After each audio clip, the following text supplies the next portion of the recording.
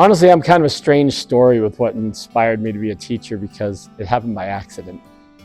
So I was finishing my PhD and my son got really sick and we had to move back to Utah to get some help at Primary Children's.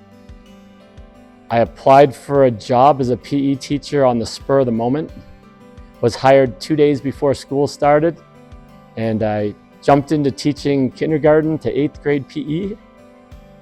Ended up loving teaching. That was 33 years ago. So now I've been teaching for 33 years. It's become my biggest passion. I think you have to have energy, get excited with the kids. I think you have to have a lot of love for the kids and let them know how much you care about them, because that goes such a long way. I think that you being resilient and trying to teach kids how to be resilient. And then my last thing is just being authentic. You got to be you.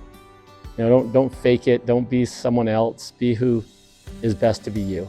I think that's huge for the kids to see. I want kids to struggle. I love struggle.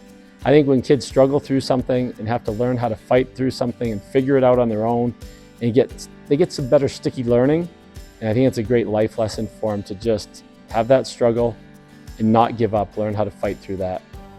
So the Excel Award to me means that I had students who really got touched by some of the teaching that I had.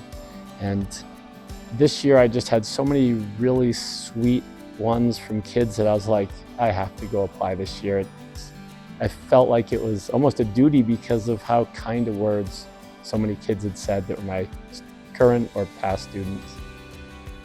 I would tell anyone that wants to be a teacher that this is a wonderful profession. It's something that you love doing, but if you're not passionate about it, then it's probably not for you. You've got to be ready to give love. It's going to be lots of hard days. There's going to be lots of wonderful days. And if you're ready to give your heart and soul to kids, then this is definitely the profession for you.